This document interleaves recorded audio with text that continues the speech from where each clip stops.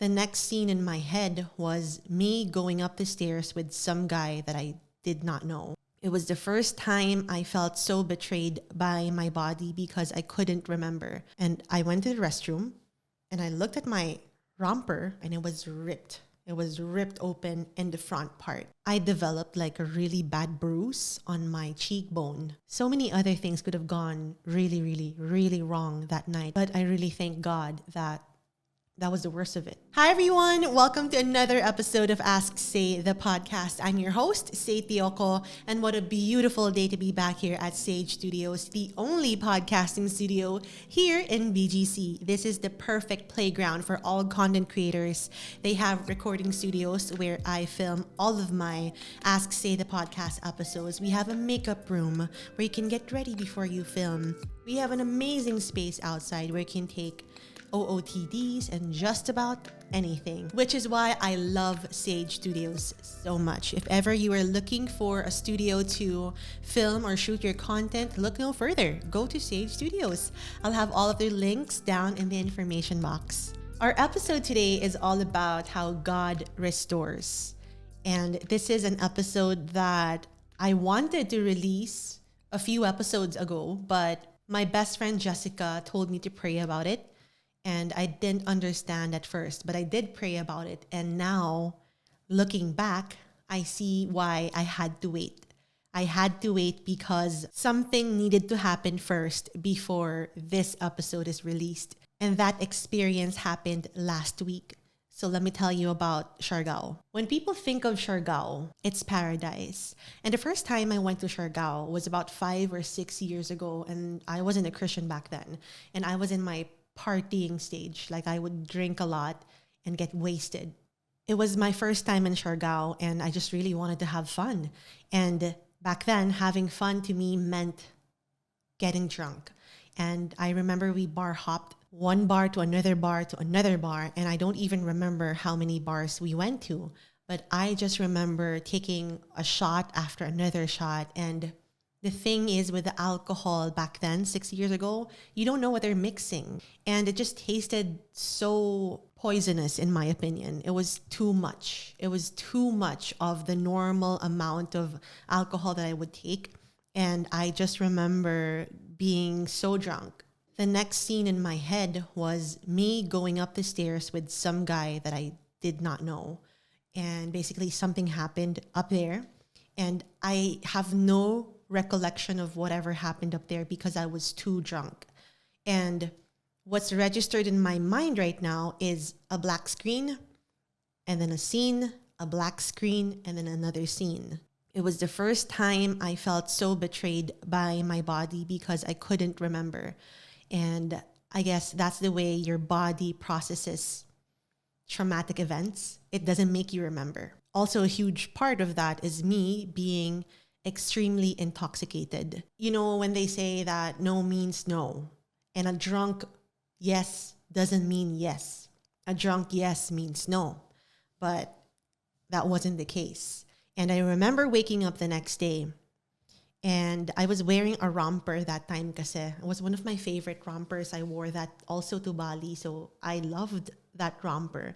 But I woke up the next day and I felt so concerned because number one, where is my bag? Where am I? And everything was just a blur. It was scary because I knew something happened the night before. And I went to the restroom and I looked at my romper and it was ripped. It was ripped open in the front part. So then I was trying to process, and it was very hard to process because it was a really bad hangover, but times 100. It was 100 times worse because I was trying to remember, but I couldn't. Getting off the island, I was on the plane na. I found a guy from the night before on Instagram and I asked him what happened. And he just basically said, oh yeah, we had sex. But in my mind, I was like, what? And then I flew back to Manila. And then the next couple of days was pretty rough because I was still trying to process. I hate that my brain couldn't fill in the blank spaces of the scenes that it recorded that night. And the next 2 days in Manila, I developed like a really bad bruise on my cheekbone. And I was like, paano ko nakuha yun? I don't know, right? But it was like, I think it was right side. No, left. It was left side. And then nagkaroon ako ng pasa right here sa my cheekbone ko. That was a heavy thing that happened 6 years ago. And I'm openly sharing it now because it doesn't hold any weight anymore because of Jesus. And I feel like I needed to share this because I'm showing you the perils of YOLOing and living life the way you want to without proper guidance, without faith, without Jesus, because certain situations or certain decisions lead you to situations that you don't want to be in. And in a perfect world, when you see people intoxicated, clearly cannot make decisions on their own. Even if they say, yes, I want to have sex with you, you should be decent enough. In a perfect world, the other person will be decent enough to say, you've had enough, go home, and I'm not doing this, right? But we don't live in a perfect world. We live in a broken world. And after that incident, I never wanted to go back to Siargao because for people, it's heaven. But for me, something very traumatic happened there. And this is the first time I'm talking about it. And it's just so freeing because it doesn't hold weight anymore. I don't feel anything about it because the way Jesus restored what happened to me, it's so beautiful. In the main chat group of Bible Brunch Manila, we always do morning devotions and prayers and stuff like that. And there was a day 2 weeks ago that the focus of my prayer and devotion was about the song Available. That's a beautiful song. I first heard it when I went to church at Favor. And this song is about total surrender and service. And I shared to the group how I cried, but still sang the song, even though I knew that surrendering to the Lord is not the easiest thing to do because you don't know what assignment He's going to give you. So I said, I cried and everything, but you know that surrendering to God is the best thing that you can do. It's service and surrender. So done. I shared the devotion. I shared the prayer.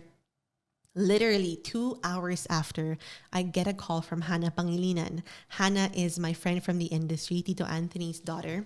And she called me about doing something together with her run club and Bible Brunch Manila because she basically wants a whole Devo thing before the run. And I was like, oh my gosh, it's so exciting. And she randomly told me that the next run will be in Siargao. It was in Siargao. And I was like, oh my goodness. And simultaneous with the run, with the next just one run, was a Called to Rescue trip.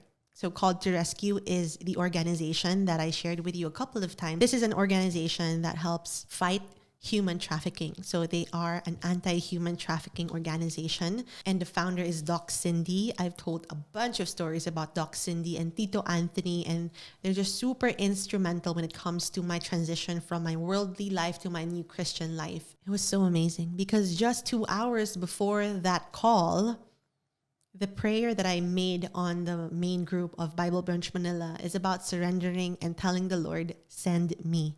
Send me is a verse in Isaiah. And it's basically just telling the Lord, wherever you want me or wherever you need me, send me. You're like volunteering, right? It's surrender. It's service. And then I get that call from Hannah. It's just so beautiful. Anyway, so fast forward to the next week, we fly to Siargao. Thank you so much, Hannah, for having me on that trip. It was magical. It was truly orchestrated by God. It's just so beautiful. I can't even. It's just so beautiful. So basically, I went to Siargao with the Called to Rescue team. I was able to see them at work and how they spread awareness about human trafficking, especially in provinces like Siargao, diba, which is it's super needed. And it was just so eye-opening to be there on the ground with them and hear stories from the locals about different stories about the locals, about sex trafficking, about prostitution. It was just a very eye-opening experience. And then after one of the sessions, I found myself just staring at one corner, just really thinking in my brain, trying to debrief. And because it's, in a way, it's super same category sila, like what happened to me 6 years ago. That was definitely sexual assault. And, a drunk yes isn't a yes. And again, it's a broken world. So we can't expect people to be decent enough to do the right thing. And so many things could have gone worse that night, So many other things could have gone really, really, really wrong that night. But I really thank God that that was the worst of it. Looking at the side of all of that, human trafficking, prostitution, rape, all of that, all of the bad things, it just really dawned on me how broken the world is and how God is restoring what happened to me 6 years ago. Because 6 years ago, a traumatic thing happened to me. And fast forward to 2 weeks ago, I was there with a group fighting against human trafficking, assault, rape. I really saw how God turned it around. It says in Romans 8, verse 28, and we know that in all things, God works for the good of those who love him, who have been called according to his purpose. And this is just the main message of this episode today. It's a beautiful testament of how good God is, how faithful he is, and how beautifully he turns everything around. If kala mo that was the worst thing that happened to you, na parang you will never ever recover from that, there's hope in Jesus. Jesus is the answer. And it's so beautiful. So after the 2 sessions with the barangays, the LGU, and the local people about, human trafficking, awareness and stuff like that, we did the run. And it was held at Mondays in Siargao. And everyone gathered. We brought Bibles from Manila to, give to the people in Siargao. Whoever wanted it, they were free. And the stickers also from Bible Brunch. And what I loved about this session is that after we did the Devo in the beginning and sharing and stuff, we started a run. And while we were stretching on the side of the road, I looked up and I saw a rainbow. A rainbow. And it was beautiful. And the way God communicates with me, one of the ways that God communicates with me is through beautiful sunsets and whatever I see in the sky. Because it's just like, notice the sky. I really just feel like crying because it's God's way of telling me that everything is good. All is well. You are good. I can see you. I'm going to take care of you. And when I saw that rainbow, I had the biggest smile on my face. And I called Hannah. Sabi ko, Hannah, look up. There's a rainbow. And it's just so beautiful because it's God's way of telling me na, child, I turned it around. You're good. I restored what happened to you. I redeemed you. You are free from that, free from all of the baggage of what happened 6 years ago. That's nothing anymore. That's not even part of you anymore. And it was just so freeing. It was so reassuring. And we did a 5-kilometer run from Mondays to, the Sunset Bridge. Oh my gosh, the sunset was amazing. It was amazing. So on the left was the sunset, and then on the right side of the bridge, it was the beautiful rainbow. So you could feel my happiness. It was this kind of feeling that it was so calm. It was so calm. It was beautiful. It was still. It was something that came from God. It was peace that came from the Lord, because you can't understand it. But I just felt so happy and so, I think the word for this is reassured. I was so reassured that everything is well. All is well. And that trip, I feel like my view of Siargao changed so much. Like the complete opposite of how I viewed it after that bad thing happened to me 6 years ago. But now I saw it in a way that, oh my gosh, this is paradise.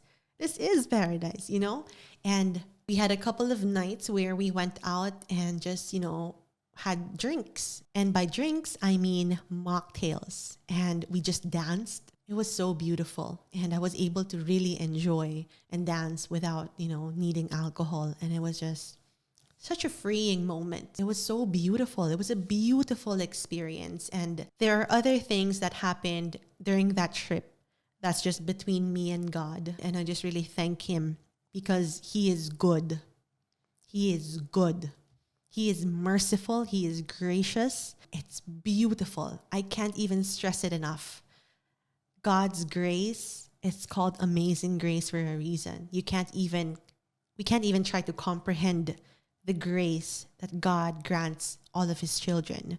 And I just feel so humbled and really thankful how he turned this really bad thing around for me and how his hand is on everything that happens in my life. I see how his hand is in every single thing that I'm doing on this earth. I didn't have direction before, but now I have this shepherd leading me through life and helping me navigate this world, and it's all that I need. It's everything that I need. I don't need anything else. I just need Jesus. I sent my best friend Jessica a message after that Siargao trip when I was back in Manila, and I told her, thank you for asking me to pray about this episode, because she knew I was going to share about the assault in Siargao. And she said, pray about it. Before you do it, pray about it. And I told her, thank you for telling me to pray about it, because praying about it resulted to me waiting, for an answer from God. And apparently, it wasn't a no. It wasn't a no from God. It wasn't, no, don't talk about what happened in Siargao. It was a not yet, because he was waiting for the Siargao trip with Call to Rescue and Hana Pangilinan to happen, just to see how beautiful he transforms broken things. I needed to wait for that trip with Call to Rescue to bring justice to what happened to me 6 years ago. Only God can do that. Only God can do that. At the brunch earlier, we were talking about, testimonies from different people. And one friend of mine mentioned how this other friend of ours, she talks about what happened to her, which is really bad. She talks about it with so much ease. It was just like a story na parang, yeah, this happened to me. And I guess what I'm trying to say here is that's what Jesus does to you. Kahit ano pang sobrang masamang nangyari sa buhay mo, He's gonna redeem it. He's gonna redeem you. He's gonna turn that broken thing into something beautiful. And you just have to let Him in your heart, into your life. I cannot stress this enough. He puts broken things back together. No matter how bad they may seem, no matter how bad the thing that happened to you is, He's gonna turn that into something beautiful, because He is a redeemer. All hope is found in Christ. He is our hope. He is our friend.